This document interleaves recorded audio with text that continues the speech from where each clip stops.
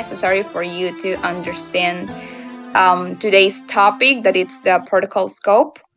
So we're gonna share this link on the chat, and I'm also gonna share what you can see on the Notion. So this is what you're going to see. So this is a Notion. It has covered everything. So if this is your first time joining us, you don't even know who we are. Well, we have an about us and why sovereign finance. We have important documents for you, not only in English, but also in Spanish. We want more Spanish speaker to get involved in the Maker governance. That's why. Also, of course, the information about our meetings, it's weekly at this same time. So on Thursday at 6 p.m. UTC.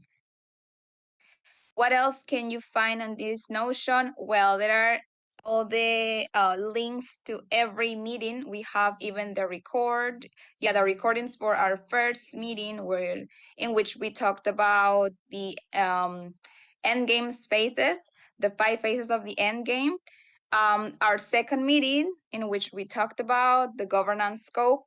The third meeting, our previous meeting, that it was about support scope, and also our current meeting, that it's the protocol scope. So if you click it here, you will find all the information, the document, the documentation from the forum, that it's going to be really relevant for today's meeting. So yeah, there you have it. And I'm going to continue sharing the presentation. Hello to everyone that is just joining us. And if you already know about us, well, also thank you for coming. If you appreciate our work and share our values, please become an aligned delegate of our Sovereign Finance AVC. Also, we have, as I mentioned, the important documents for you to know more about our aligned governance strategy. Okay, so if this is specifically, if you are an MKR holder, you can delegate to our current ADs. We have 2 aligned delegates, Plucky and Palk. Shout out to them. I'm gonna take this time also to mention that we are turning 1 month. I mean, these Sovereign Finance ABC today, it's turning 1 month. And so I want to talk about all the accomplishment that the ABC has reached in just 1 month. To put in some context, we started without any prior experience in Maker governance, but of course we have prepared, we have studied, we continue on studying, we continue preparing. And so within a month, for us, it's a big deal that we have achieved, and we have already 2 aligned delegates with a total of 13 MKR delegated. So also we understand that this is not just our success, but also the you people, the ones that come in here, because it's not easy to join us every 1 hour of your day. And so yes, these achievements actually belongs to everyone, so thank you. Also mentioned here that in our current 3 meetings, we have gathered for around approximately 40 people. So that is also amazing, that the average attendance of 40 participants. And so although we're just getting started, we are thrilled with our progress so far. So yeah, that's why we wanted to mention also. Okay. Well, also, I want to mention before starting that today we have a special guest joining us, and it's going to be Max, the CMO of Connex. So we're pretty excited. He's going to bring a wealth of knowledge and experience in the field of bridges. Um, of course, he will be sharing valuable insights on the importance this topic that it's relevant for the protocol scope, which are the bridges and security. And to put in some context, Connext is a leading bridge platform that is pushing the boundaries of cross-chain technology. So we are after the presentation that we have, we're gonna give the talk to Max so he can enlighten us on the talk of the bridges and security. Let's get started then. As I mentioned, today's stop is gonna be the scope, the protocol scope. And so we're gonna cover the most relevant information that we find, and these are these 9. So we're gonna see a scope improvement. We're gonna mention some details on the new chain protocol specification, the 2-stage bridge, common developments, the DAI stablecoin, scope bootstrapping, Ethereum core protocol development, governance, security, engineering work, and the Ethereum core protocol maintenance and upgrades. So let's get started. Okay. So yes, the MIP 107, the Maker improvement proposal, it's about the protocol scope, bounded mutable alignment artifact. So yes, we have seen this also in our last meeting. So this is a document that helps the rules and guidelines for the Maker ecosystem. So it improves it. And we have some important actors such as the Protocol Advisory Council that it consists, his advisory work is related to improving the protocol active scope artifact. We also mentioned this last session. By the way, if you were not in last session's meeting, well, we have the recording as well in the link of our Notion. And so the advisory council membership management. So if you want to become an advisory council member, you need to be approved by the Maker governance. And of course, you must fulfill specific requirements, specific criteria. Mentioning also that the advisory council are ecosystem actors. And of course, they don't need to have any sort of conflict of interest. All of this process is managed by the support facilitators. Okay, now let's talk about the projects and funding, pretty similar to last week with last scope.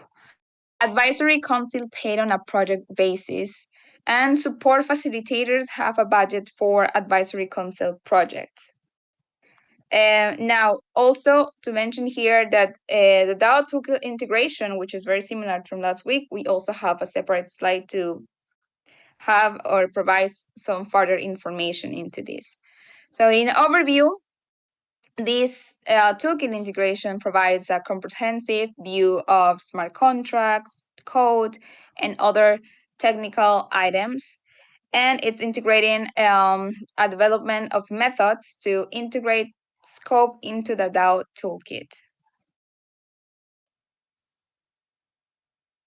Okay, now let's talk about the new chain protocol specification. Of course, new chain, it's the current name for the new blockchain that is going to be launched. And here also talks about, in this part, the maintenance and upgrades that the protocol facilitators and other relevant ecosystem actors, well, they are responsible for supporting the new chain's early research and development stages.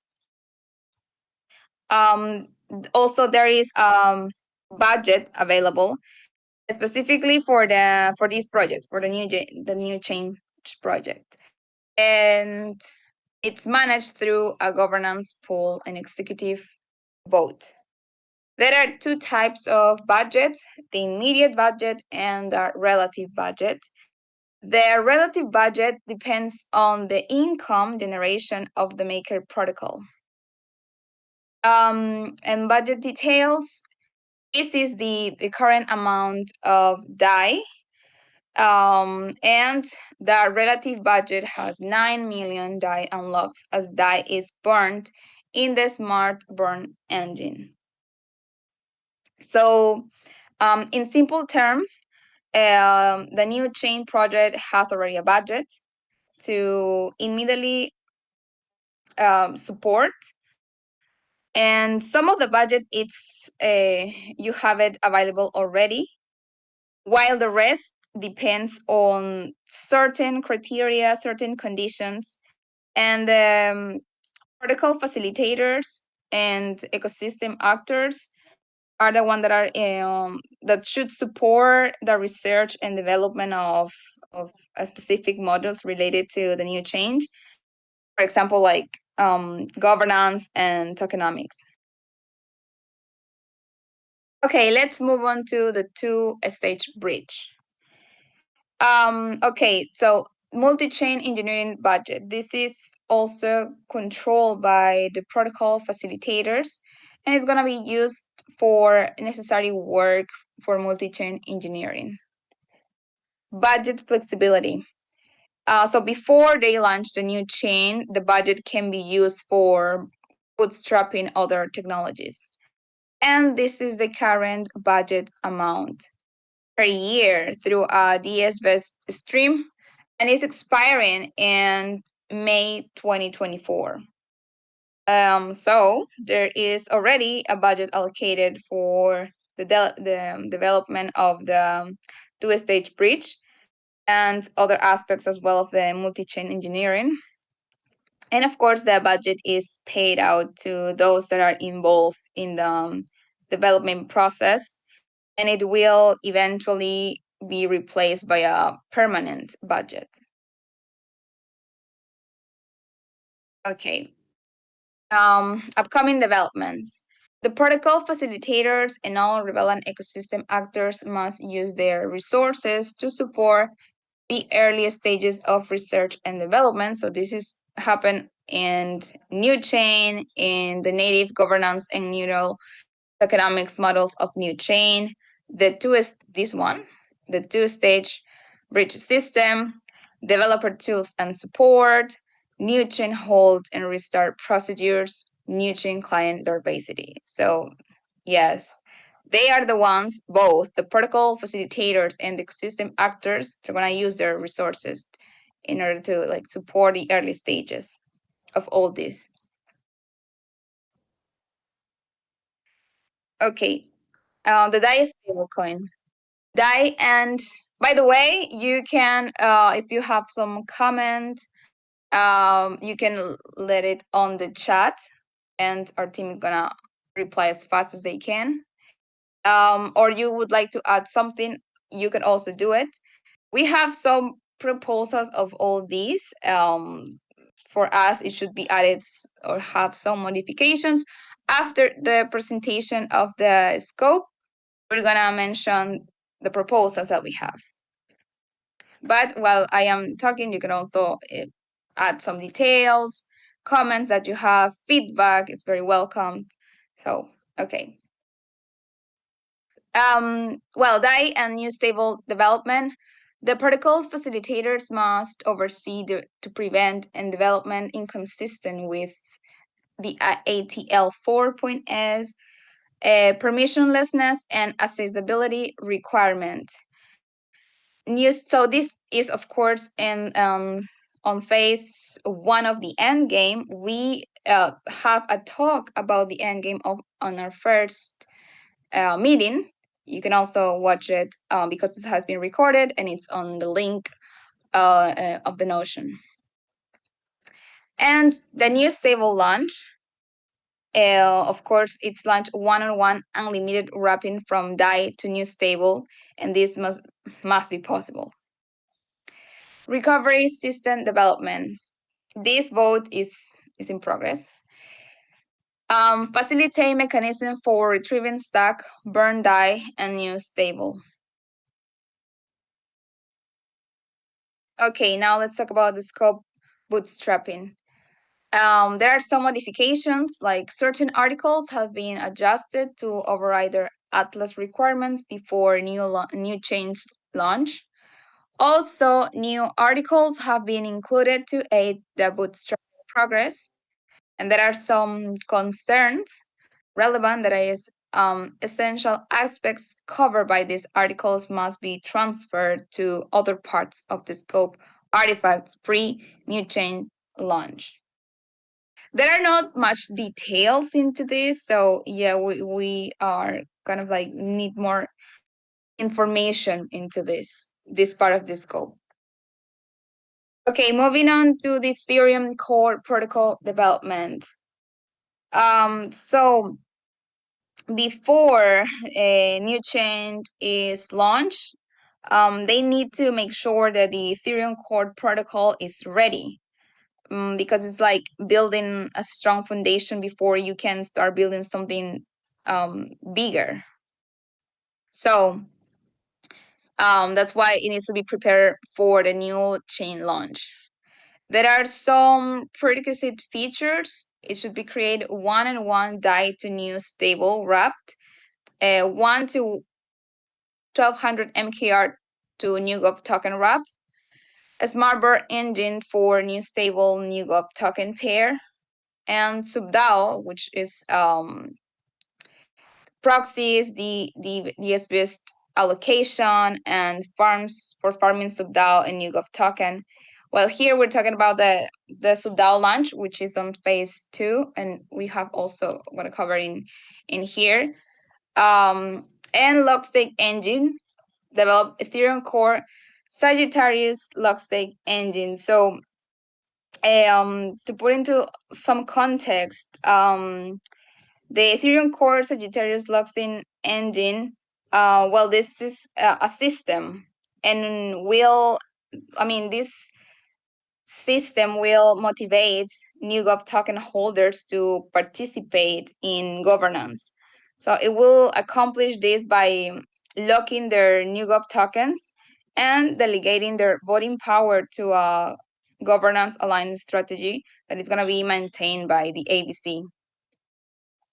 So all these things need to be developed and ready before they can move on to the new chain. It's like making sure everything is in place, everything is working well before starting something new. Okay. Again, we need to mention also here the endgame phases. So we have launch phase 1 features, of course, new stable, new GOV token, a smart bird engine, saving rate for new stable, new GOV token farm for new stable, allocator DAO votes. We have seen it also further in detail in our first meeting. The launch phase 2, which I was mentioning here, which involves, of course, the creation of 6 core subDAO proxies, allocate NewGov token through this vest, initiate 6 farms with referral code system. Also, we would like to know more about this, about the referral code system. If you have further information, please write it on the chat or let us know. And the launch phase 3 features that it's a implementation of the Ethereum core Sagittarius Lockstake engine and the 6 NewGov token farms for each subDAO token. Okay, governance, security, engineering work. So in order to make sure that everything runs smoothly and securely in the system, so there are these people that are called the governance security engineer, and of course they have key tasks. For example, spells development, governance, security handover, rule sets creation. Creation of certain specific rules or norms, and other related materials. Testbed stream that are controlled by the protocol engineering facilitators for payout to ecosystem actors. And the goal is to have a proper functioning of the governance security engineering. This is the current budget, and it's expiring in May 2024. So for these, like in simple terms, in the future, they might have a different budget that lasts longer, but for now they have this budget to make sure that everything is safe and secure in the system. And this is the last section, which is the Ethereum core protocol maintenance and upgrades. So for this, of course, we have the facilitators who work on making sure that Ethereum core protocol it's working well and keeps running smoothly. So they do the important engineering work. And we have the core engineering code, maintenance of 113 Maker Solidity repos and associated modules.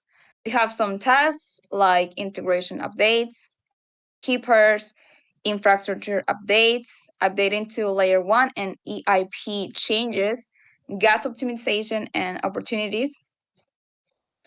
Well, for the tooling, they create special tools that help with different tasks. These tools can automate processes. It means that it may make things easier for developers and help them with, let's say, testing and maintenance. So that's why automation and integration tools, reusable command line tools, developer scripts, and maintenance, testing, and interface modules. And we have the external support. Sometimes they also work with other people who have like special tools or expertise to help them with their work. So that's why, as needed to meet core unit objectives, boundary support. So the goal is to make sure everything in the system works properly, stays up to date, and keeps improving, gets better over time. It's like taking care of a big machine to make sure it keeps running perfectly. Okay, so now we're gonna mention the proposals. So for certain specifications, this is from 1.1.2, which is the protocol advisory council projects and funding, what we also mentioned earlier. So you can also read it here on the MIP, which is in the link is in the Notion. So if you go to MIP 107 component 1.1.2.3, it is read, the advisory council may produce work output that is not directly compatible with the formatting of this scope artifact. In this case, the protocol facilitators must either transcribe themselves or hire an ecosystem actor to perform the transcription. This role does not require pre-approval by Maker governance. So we have modified, of course, this is pretty similar to our previous meeting that we have. And so we have modified to the following. The advisory council can, in some cases, produce work output that is not directly compatible with the formatting of scope artifacts. So in this case, the protocol facilitators should transcribe them themselves or help the advisory council choose the most appropriate format for their deliverables. Again, this is we saw this as well last meeting. Now we are adding to this, to the 1.1.2.3, we're adding the following. As per ATL 2.8.1, the advisory council is a technical expert in the field in which it is hired to perform a job. Despite being desired, it won't necessarily understand how an atlas format is. That's why they can request facilitator support on the format for their work output. And also, we have added they'll need protocol facilitators assist in formatting their output. They must disclose it in their advisory council submission post in Maker form. So why we are adding this? This modification is in line with the change we proposed in MIPS, the previous 113 and 106. Advisory council is an expert, usually technical, but may not know how to write a scope and may need support from the facilitator to do so. We believe it is important to take care of the treasury of MakerDAO. We do not consider that an ecosystem actor should be hired to perform scope transcription. So pretty similar to what we had in last meeting. What we care most about is the protocols, makers budget. That's why we decided to add this component and to modify this. Also, we would like to hear and to read some feedback about this. Okay, next. It's the component 1.1.1.3, that is, the protocol facilitators must periodically, when it is relevant, review the advisory council applications, and if they need find applications that are suitable, bring them to a vote through an MKR governance poll. Approved advisory council members are added to 10.2.3.1. So this is how it is, and we are adding the following. It's 1.1.3.1. So we're adding protocol facilitators have a maximum of 1 month to communicate a decision about the applications. In case of rejection of the proposal, it would be appropriate to communicate it publicly in the forum with a minimum justification or why it was rejected. Basically, we want so more details, more explanation, and if it's publicly, it should be better because then everything is transparent. Okay, and now we're gonna change to add some DAO toolkit features that for us are key points. Let's start by saying that we had more key points, but we summarize it into these 4 that we have in here. But also we need some time to delve into and to dive into this. That's why we put in here. We're working in a modification of MIP 107 component 1.2, but this is like what we have so far. This is like a brainstorming that we did. So again, if you would like to add something, please feel free to reach out to us, to write it on the chat as well. So in the first one, we have the Smart Contract Explorer, interactive interface for exploring smart contracts within the Maker ecosystem, providing contract details and transaction histories. Number 2, security audits and reports, a module displaying audit results for smart contracts, including the auditing entity and the findings. So it's important to check if each smart contract has been audited properly, and they should provide like clear reports on it. Number 3, monitoring, analysis, and visualization. Tools that allow visualization and understanding of key parameters of the protocol and governance, as well as the maker ecosystem in general.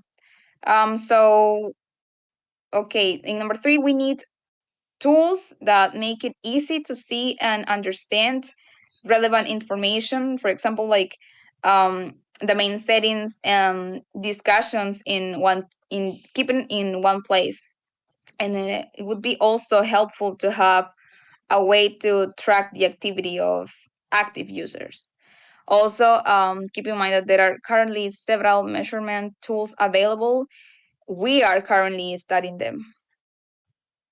The last one would be Executive Proposal Spell Checker, a validation tool for executive proposals, providing an overview of the proposal smart contract spell, highlighting potential issues, and enhancing transparency and voting confidence. So in here, what we are saying is that it would be great to have a tool that can quickly check if the proposal changes are safe and reliable. So we're like adding this or pointing out this because everything would be so much easier, so much faster. So this is like the way we want to improve it. But again, mentioning that we are still studying this. So, and to summarize everything, we are working on this. We're working on in a modification of the MIB 107 component 102, and we are adding, of course, all this. Before going to our next part, please don't forget the following info. If you appreciate our work and share our values, consider to becoming an aligned delegate of Sovereign Finance AVC. We already have 2 ADs, which are mentioned at the beginning. So we have shout out to Clocky and Palk. And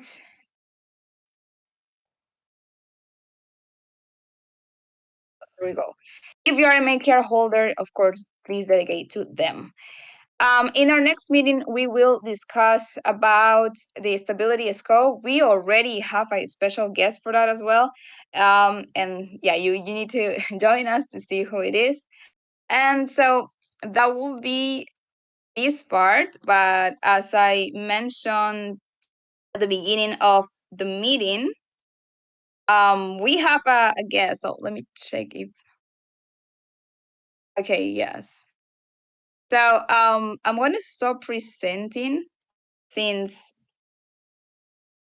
before, let me give you a little bit of context. So one key aspect that we find important is to discuss the concept of breaches and security, since it's pretty relevant for this scope.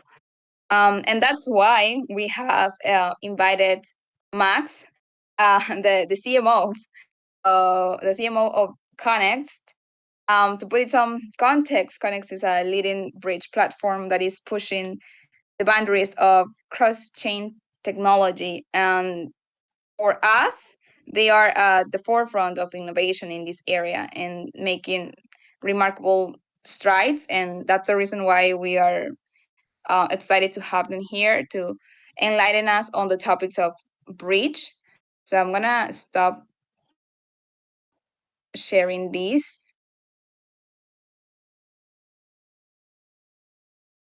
Cristina, wait 2 minutes, please, Oh, for yeah. Max. He's trying to access to the channel.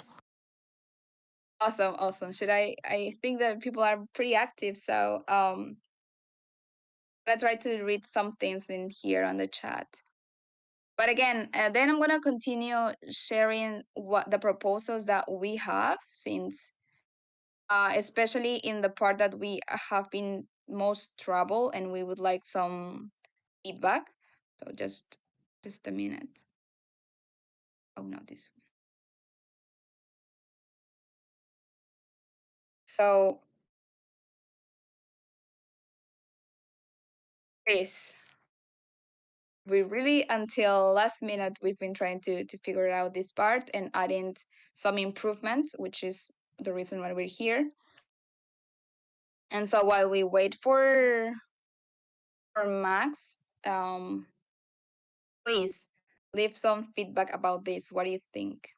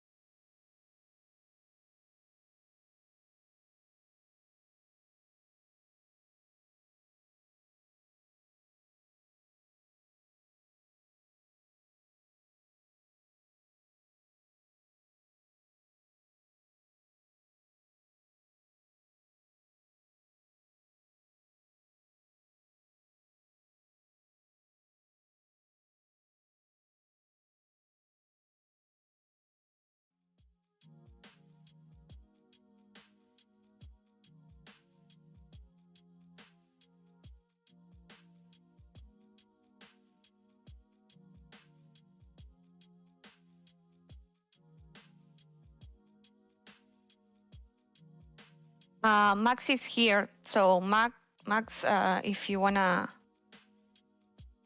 introduce yourself. I was just reading your message. My bad, but okay. Hello, and again, We are pretty excited to have you here, Max. I was just introducing a little bit of you, but if we have you already here, but first of all, how are you? And if you please could introduce yourself. Hey guys, generally, apologies for being late. I was just starting another call. But yeah, pleasure being here. My name is Max. I work at Connext.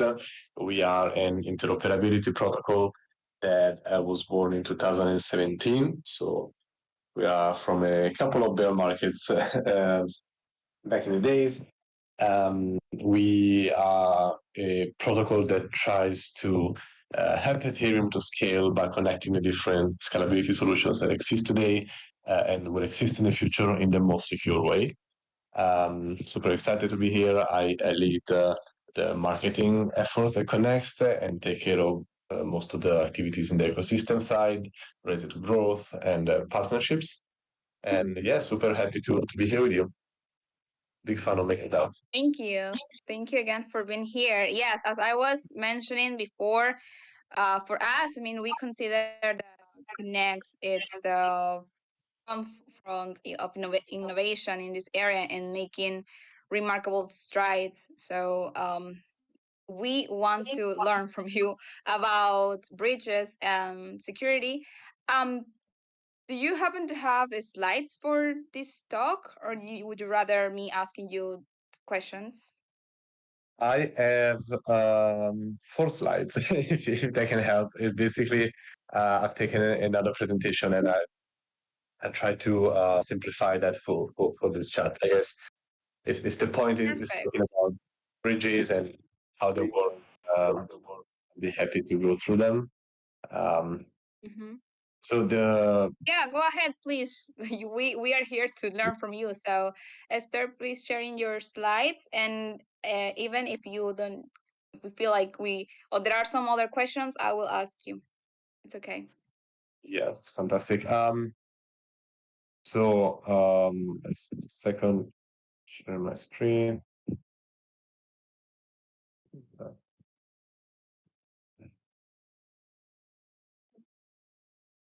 All right. So let me see if this works. Um, so I think the premise is what, that I want to make is okay. What are bridges useful for today? How would they be useful tomorrow? Can you guys see my screen? Yeah, we can see your screen. All perfect. Fantastic. So bridges or interoperability protocols are a tentative for people to connect different ecosystems between each other. They would otherwise be isolated or semi-isolated. Right? Two blockchains, I think, take for example Ethereum and Matic and Polygon, are by they're trying to be as secure and as decentralized as possible, but they exist in isolation. And so the issue that people have been wondering since the birth of new blockchains have been, okay, how do I actually connect these two blockchains together?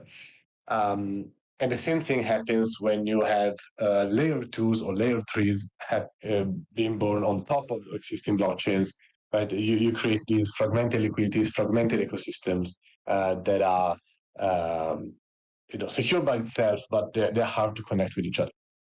And so the first bridges were born with the idea of trying to connect this type of applications. The issue with bridges in that, well, sorry, let me go back to the premise. So with bridges, what you can do is basically do a series of activities that are increasingly complex and increasingly more powerful as you deep dive into what a bridge actually is. So a bridge is a way to move data between these different ecosystems and these different chains, which in a simple form allows you to say, okay, hey, I want to move some tokens from one chain to another one, right? So this is the case of every type of bridge that since in real time that allows the user to move tokens, but you can also use them to actually move other type of data, like if you want to move a vote, if you want to send a vote from one chain to another one, you can actually use an interoperability protocol. If you want to change a parameter on a smart contract on another chain, you can do it with an interoperability protocol. So you can use You can basically send instructions on the different chains from one single chain, or you can use an interoperability protocol ultimately to create applications that can interact and live on multiple chains, basically unifying all the liquidity, all the data, all the users that exist on the different ecosystems. And that's the ultimate objective of bridges or interoperability protocols, is to really provide an experience for users where they don't have to think about what chains they're on, but really being able to interact with any dApp on any chain using any token, whatever they hold funds. So this is the ultimate objective of bridges. So how do bridges work? The idea with bridges, sorry, I need to change slides because I realized these are too summarized and I got better ones. The idea with bridges is that you always have to ask whenever you look at the bridges, how do I screw it up, basically? How do I make if I look at a bridge, how can I fraud it, basically? How can I corrupt it? How can I manipulate it? Okay. And this is not a trivial issue, because the basic type of bridge is what we call an externally verified bridge. It's been the one that has provided the easiest solution since blockchains were born, which is basically I create a third party, right, that monitors what happens on one chain and say, okay, something can happen on the other chain. So the third party is in the simplest form a centralized exchange, for example, one entity, a database. They say, okay, I'm looking off chain at some data on chain A, and I can say, hey, some tokens have been locked on chain A, so I can mint some other tokens on chain B. Okay, this is the simplest form of a bridge. It's a third party. And so people start to say, okay, but it's a centralized exchange is very centralized, right? One entity, one server is very centralized.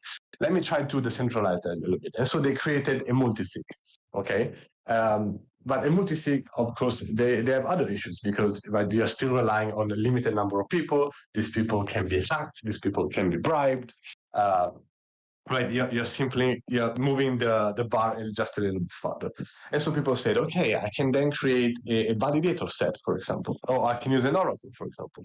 So the issue with these solutions is that you're still relying on one trusted party to actually validate the transactions that are happening cross chains. In the case of a validator set, you're basically creating, instead of having a multisig of 2 people, all of a sudden you have a multisig of 20 people that is coordinating by a token, for example. So you're saying, hey, this validator set is monitoring one chain, coming to an agreement and say, hey, something had happened on the other chain. But this set of validators is, again, is something that is relatively easy to corrupt, bribe, manipulate, in comparison to the security that a big blockchain can provide, right? So if I have a micro blockchain that is controlling these 20 validators, my micro blockchain is governed by a token, and all I need to do in order to manipulate this bridge is buy 10 millions of these tokens. Then it just becomes an economic problem, right? And if you think about it, in the moment that, as a project, you want to be resilient to any type of attack, and all you have to do to manipulate the tokens or the data that are being moved across the different chains is actually to buy this token of a micro cap of a micro blockchain. Then that becomes the riskiest part of the whole connection.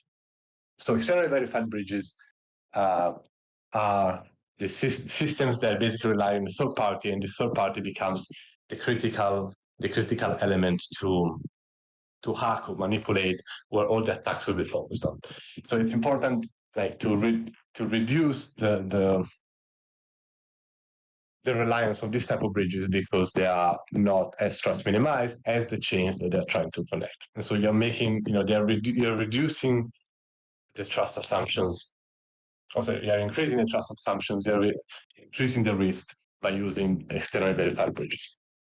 I've jumped straight into the explanations. If I'm rushing too much, guys, please stop me. Please ask me any questions. I will just now go through all the type of bridges, and so we can now then look at what's the ideal solution, or what we believe is the ideal solution. As I said, this has come from a years of research that Connex has done. You should feel free to look at our blog and our interoperability trilemma blog post. It's been useful research since a couple of years to highlight all different type of bridges. So we looked at the first one, externally verified bridges. The third-party verified transactions is not trust minimized because they are creating a new entity that basically provides the verification to connect these different chains. The most secure type of bridge today that exists today, we call them native bridges. And it's basically when all the validators on one chains are actually verifying the transactions that happen on other chains in a complete form. This is the case, for example, of AVC on Cosmos, where the validators are all checking the transactions on the other chains, or as a specific case on the rollup bridges, where the validators of the layer 1 Ethereum are able to verify the transactions or manage the smart contract that controls the security of the layer 2 bridge. So in the case of a layer 2 bridge, all the security is held on Ethereum itself, on the smart contract on Ethereum, and that's how they can maintain the trust minimization values. So these type of bridges are actually the most secure ones. What are the issues with those? Is that they are effective only for a specific path, only for a specific ecosystem. AVC, for example, is extremely trust minimized, but it only works within the Cosmos ecosystem, right? It doesn't work outside of the Cosmos ecosystem because it was designed to be part only of the Cosmos ecosystem. The Arbitrum Ethereum connection is extremely trust minimized, trustless, but it only works between Arbitrum and Ethereum, right? The same bridge cannot work for any other of the layer 2. So it's specifically designed for one path. And therefore, it's trust minimized, but it's not generalizable. It doesn't make it the ideal case for a bridge. And as you can see, as it's starting to build up the pieces, you can notice that every type of bridge has its own trade-off, meaning that it has some strength. Ideally, the trust minimization should be the ideal strength, but also some weaknesses. And in this case, the weakness is that native bridges are only effective, are only working for the specific native path. So as I said, this is a typical example for rollups and IBC and all the native bridges between the layer 2s and layer 1s, whether they are optimistic, whether they are ZK bridges, and so on and so forth. Some case, locally verified, these are almost not used anymore. Connex was an old iteration of this. These are the case, for example, of atomic locks, cross-chain atomic locks, where the two parties that want to interact with each other on two different chains, they verify each other. They verify each other and say, "Hey, I'm both." They're both locking their tokens on the two different chains. At that point, they check and sign a message. They see the tokens locked on the other chains. So I'm locking the tokens on chain A. The other party locks their tokens on chain B. We sign a transaction that we both see the other tokens locked, and only that moment the tokens are unlocked on the other chains. So we both basically, as counterparties, verify each other, and therefore we keep the system trustless. The issue with the system is that it's not extensible, meaning that the type of actions that I can do is basically just this kind of locking and unlocking tokens, while we as protocols, we need to have more generalized type of instructions being able to be passed across the different chains. For example, with this system, I cannot mint new tokens on the destination chain.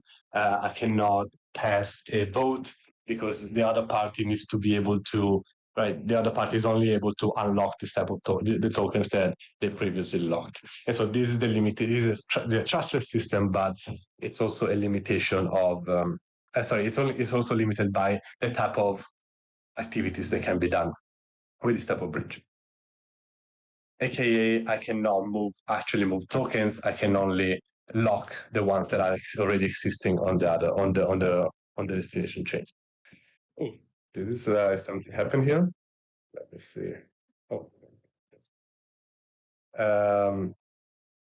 Third type of bridge, almost the last one. So it's four or five in total. I get into that. Optimistic bridges. Optimistic bridges are an extremely secure way to communicate between two different chains. So the way that works is basically if I send a transaction from chain A to chain B, but before they are this transaction is considered valid, is quarantined for a certain amount of time. Let's say 30 minutes. During the 30 minutes, any watcher, so anybody that is watching and monitoring the chain, can demonstrate cryptographically that the transaction that has been sent is not valid. Okay, so I cannot, by definition, I cannot demonstrate that something that happened on chain A. I cannot demonstrate from chain B that something actually happened on chain A, but I can demonstrate from chain B that something didn't happen on chain A. So this is the idea of optimistic bridges. And then rollups are, of course, an application of these ones. I can demonstrate cryptographically that something didn't happen on chain A, and I can prove it, and therefore I can prevent the transaction that has been quarantined for 30 minutes to be considered valid. And so if any watcher demonstrates that the transaction is not valid, the transaction is slashed, and the communication, we can prevent fraud. And so everything that an optimistic bridge needs is at least one good actor that is monitoring the chains, monitoring the space, and can demonstrate. Demonstrate that there has been fraud on the origin chain, so prevent the fraud to being spread, basically. So this is a very security mechanism because you only need one good actor. That's why optimistic bridges have been optimistic rollups have been so successful because they rely, or they're planning to rely on the same mechanism. But the issue, of course, is that they're not instant. So an optimistic bridge between chains today takes between 30 minutes and 1 hour. Optimistic bridges, optimistic rollups, they take 7 days if you want to go out. And so that's, of course, the biggest limitation, right? They're not instant. They provide a terrible user experience for users that instead need immediate settlement to get out of a specific ecosystem. So these were a very high-level overview of the 4 types of bridges that exist today. How do we solve it, right? How do we get on? And the idea is to start creating a modular system. And this is what Connect does, for example. This is what other bridges are doing. With the idea is that, okay, I can have a different layers in my bridge, with the underlying layer being an optimistic system. When I say, hey, I only need one watcher to keep my system secure, right? One entity that is watching all the transactions. And if I have many, much better, right? I can be more sure that at least one of them will be honest. There is watching the transactions, but then I have the latency. So how do I solve that? I basically have a liquidity network, so a series of liquidity providers on the various chains that monitor a transaction, see a transaction that are incoming towards a specific destination chain, and they tell the user, hey, you should be waiting for 30 minutes. Yeah, the transaction is coming from chain A to chain B. You should be waiting for 30 minutes or more in order to receive your cash, I will give you immediately the funds that you need in exchange for a macro fee. And then I will wait for a slow refund coming from the optimistic bridge. Okay, so as a liquidity provider, I give the cash immediately to the user. They can go and do what they want. And then I will wait for the message to come by the optimistic mechanism. It takes 30 minutes, 1 hour, whatever it takes. And I will get a slow refund because I can demonstrate, I can prove that I've given the cash to the user before. And so I will get the refund of his original funds coming from the optimistic bridge. Does it make sense?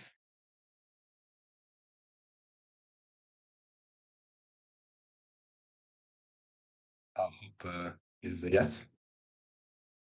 Yes. I was talking with the mic off. Fantastic. So this is the very high level overview of bridges. Okay. The general concept is how can I create a system, right? A third party system that needs to connect to two blockchains that are by definition isolated in the most secure way possible. If possible, I should use the native bridges. The native bridges are the most secure ones. But they have trade-offs, right? They're specific for one path. They're specific for or they might take some time to allow you to get out of an ecosystem as an optimistic roller. I don't want to rely on external third party because they basically become the critical element in the whole chain, in the whole connection. They can be hacked, they can be bribed, they can be, if a third party comes, so if a regulator comes and the bridge is controlled by one specific entity, an offline entity, for example, with an oracle, the regulator is actually able to could actually be able to tell this oracle, the third party, hey, stop operating, or no, I want you to manipulate the data, right? If the flow transaction is in control of one party only, that's the higher risk that you can take. And so you want to create a system that is less reliant on a centralized party, of course. And so one of the solutions that exists today is rely on optimistic bridges and apply a modular architecture on top of it so that you can have fast liquidity to compensate the trade-off of latency that optimistic bridges have.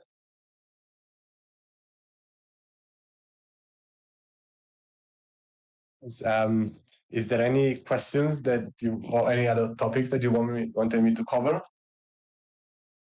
Yes, actually, first of all, thank you for all your knowledge you're sharing with us. And yes, we have a couple of questions in here, so I'm gonna read them all.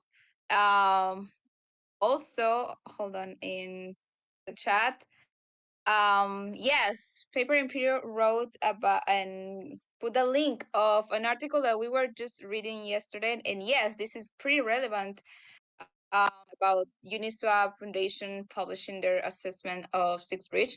Of course, this is, yes, in the context of Uniswap governance, but still, if you are starting with bridges, this is a good reading. So thank you for sharing. And when it comes to the questions, yes, you share some, your insights on the essential skills needed for an advisory council when it comes to coding. Like we need to know more about the profile. So if you could share with us kind of like those skills, what would it be? What would you consider are the most um suitable for them? Sorry, can you rephrase that? I didn't catch the question. Yes, when it comes to the skills required for modifiable, like advisory council, like the advisory council that wants to have more information about this. Is there any skills, for example, what do you consider for you that are necessary skills to have? Okay, if I understood correctly, looking at the skills that are necessary to better understand the world of bridges so that you can advise other entities. Yes, because we're looking for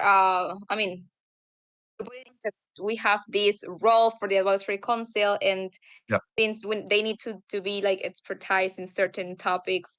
So how could they start with this? Okay, so I mean, the good thing is that, so of course, like when we talk about bridges, there are two types of risks mostly. One is a implementation risk, which is the typical smart contract risk, right? So which is common around the whole of DeFi. So if you want to look at that type of risk, of course you need to be a coder, right? There's no going around. We're looking at bugs into smart contracts, and so it's a whole topic on its own. For the bridges in general, one thing that matters a lot is the fast minimization of the architecture. So, and that, I think what I like about that is that it's a pretty logical aspect, right? You don't need to be a coder. I'm not a coder myself, but right, it makes sense when you look at the different solutions that exist out there to understand where the risks are, for these different types of solutions. So I would say like the best way to approach this is having a look at all the research that has been produced in the last 3-4 years in particular, and then start really logically analyzing all the different solutions that are out there with the general question of how would I be able to screw this system if I wanted to, right? Like if you think about it, like an oracle makes sense intuitively to bridge between two systems, right? I just create the third party, and then it will monitor what happens on one chain unless something happens on the other chain. But then if you start asking, okay, how can I manipulate this oracle? Well, for example, I could go and I don't know, and cut it off, right? And cut this electricity. And then all of a sudden, this centralized party is not able to provide the information that was needed. I could go and what if I had a bridge controlled by multiple validators and that are controlled by a token? Well, I could buy 100 million worth of dollars for this token because that's how much I need to control 50% of the supply. And what's 100 million if I am a small government, if I have if I'm a big corporation, right? Once you start thinking about logically what would be the easiest way to, or some possible ways to actually screw up the systems, you start to understand how does the scenario looks like for the different solutions. So I don't think it necessarily requires a technical knowledge. It's more about understanding how the system works beyond all the marketing hype, because all of the bridges today claim to be trustless, and all of them, right? Have the reality is very different if you go into under the surface. Also, the fact that you mentioned that you're not a dev per se, and you know you have all this knowledge. There are so more questions. Can you please tell us a little bit more about Connex, because there are some people that. Oh wait, hold on. I did this specific question. I don't know if you can see it. How does Connect? But I don't. Yeah, there's. I don't know why I can read the whole thing. Okay, how does Connect handle? How does Connect handle situations where there might be a discrepancy or dispute between a user and a router? Good question. What basically happens is that a user is expecting, I don't know, 100 euros on Polygon because it's sent on Optimism. And the router, for whatever reason, sends him 50 euros on Polygon, on the receiving chains. Okay, so the user is like, okay, I didn't receive my tokens. So what happens is that there's low refund that is coming by the optimistic bridges, by the optimistic system, is going to end up in the hands of the users, unless the router is able to prove, like on chain, that he already sent 100 euros to the users on chain. Right? If he doesn't do that, he loses he basically the slow path will deliver the 100 euros to the user, which will end up with 150 euros at the end. So the router will have lost his actual tokens. If he is able to prove that he made the 100 euros transfer to the user, then he goes to the optimistic system and said, "Hey, I already sent him the token. Here's the proof. I am entitled to get a refund," and so he will receive the actual tokens. So the router cannot manipulate the system because it needs to provide a non-chain receipt to the optimistic system in order to get his refund. If he wants to make if he wants to send a different amount of money to the user, there's no economic incentive for that, because it will end up losing that, as it cannot provide a full receipt to the optimistic system.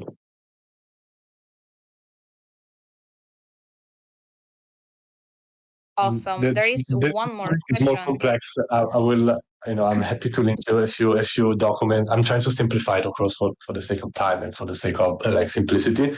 But we're publishing now a few articles on how Connect works under the hood. So it's very interesting to see how these guys have been. Really, I don't want to take credit for this because I joined Connect a couple of years ago. But these guys have been thinking about it for 5 years, through all the bear markets, and they really, really care about security and trust minimization. So you can see how they really thought about it across the different layers of Connect, on how it exists, and how they try to prevent all the limitations of the system with other layers that goes underneath and are kind of the fallback of the system. So it's very fascinating, and I'm happy to send you more information afterwards. Perfect. Yes, because there are a lot of people interested in this. There is one more question. Are challenges resolved by Oracle governance instead of on-chain in optimistic bridge? I mean, it's asking if this is correct. And then native to native swap versus wrapping. Again, if I understood correctly, yeah, complex system, definitely. So probably, yeah, you guys should reach out to each other. But I don't know if you want to add something, Max. I'm not sure I caught all of that. So optimistic bridges do not use an oracle, if that was the question. You don't need an oracle, right? An oracle is an entity, it's a third party that tries to verify transactions, similar to a server, a multisig, a validator set, and so on. Optimistic bridges instead are able to, instead of verifying transaction, they stop fraud transactions, right? So they are the opposite. Instead of saying, yes, this can be done, this is correct, they can only say, no, this is not correct. But they have the latency period. And so the liquidity layer on top fights this trade-off of the latency by giving the cash meter to the user and having somebody else taking the longer time for the system to be for the transactions to be approved. Awesome. Thank you so much, Max, for joining us. It has been like a lot of new information, probably, or technical information. But the fact that you mentioned that you don't need to be dev per se to kind of have all this information, it's I don't know, it's like really wonderful for us to know. I don't think that everyone is here is a dev, so that is awesome. And I don't know if you want to add something else before we wrapped out the session. Thank you, guys. Pleasure being here. Huge fan of what MakerDAO is doing, the way they operate. They are, as we are transitioning also into a DAO, we are looking at it into the processes. So it's very nice to be here and see how things work on the other side. Thank you, Max. Thank you. Thank you again, everyone. Thank you, Max. And that will be all for today's subcommittee call. And Again, we appreciate your time for being here, and we'll see next week. We're gonna talk about stability scope. We're also gonna bring awesome guests as today with Max. Thank you so much. Bye bye.